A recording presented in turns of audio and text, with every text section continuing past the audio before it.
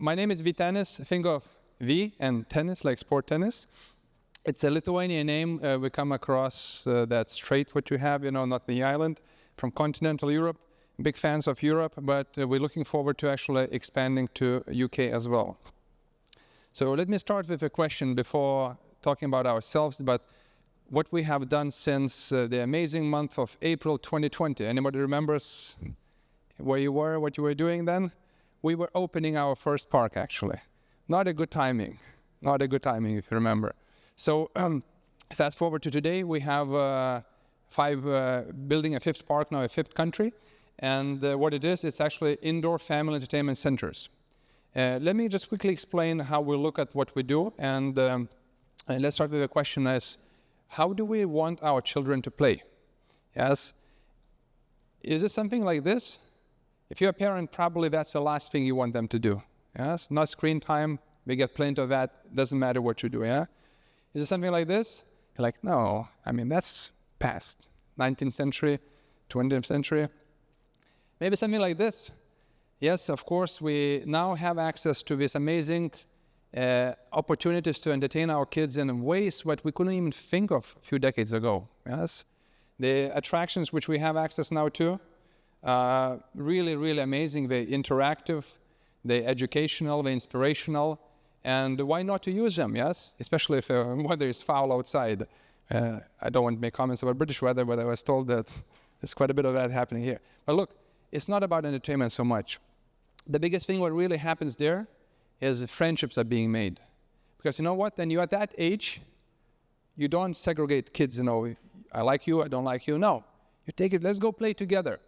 Our places are also not only for kids, it's a place for families. So if I had more time, I had another 20 slides which I had to take out because Ben told me, but never mind. So, by the way, it's a short caveat.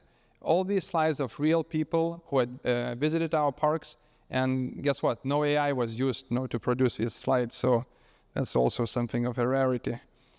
I guess that's why I have not very nice graphics sometimes, but never mind. The focus here was about the experience, what the children, we want them to play and how to experience this. It's, in order to ensure that sort of experience, you need to have a very strong team and you have those clients to come over. But the question is, what is this product, what I'm talking about? What is that Adventica? And the way we built it is actually starting from 3 pain points. I'm not sure if you have experienced them, but this is what I started as a father myself. All the experiences, what I've seen so far were either too short, and the kids were wanting to go and repeat it. Okay, that means also it's too expensive because I had to pay again. But the worst thing was that I felt like I'm going to a zoo. I drop my kid off, and I say goodbye because I'm not allowed to go next to a place. So we switched around that, and we made something with, which I would say highlights of 5 things. So we start with something, our Adventica looks like that we have no compromise to the foundational elements, to quality, to cleanliness, and to safety. By the way, my co-founder is also a former military officer. That's where we look at these things, we ship-shape, let's say, approach. And if you can see that in the reviews, you'll reflect on Adventica. It's typically much higher than even the shopping centers we're in. Next, it has to be affordable. You come in, one price, you get 95% of attractions, play there, dwell time over 2.5 hours. Why not to stick around? Also, it has to be adaptable to local context. We're at the moment the building just about to open in July in Germany. This is our 5th country. These 2 pictures are taken from 2 cities who are only 300 kilometers apart, Vilnius and Riga. If you've never been there, I welcome you to the Baltics. Can you tell which of them is considered to be the Italians of the North? Probably by a color sign. This is Lithuanians, We also want to be transformative. We take the spaces which have been, let's call it, distressed assets, Nobody wanted them. The ceilings are too high, too low. The shape is strange, It's in the 3rd floor, somewhere in the corner, in the edge. We take them and make them super attractive. We draw, footfall ourselves. We don't leech upon the existing footfall. And this is what transformations we go after. And we're always experimenting. 10-15% of our time and resources are spent on experimenting. Because guess what?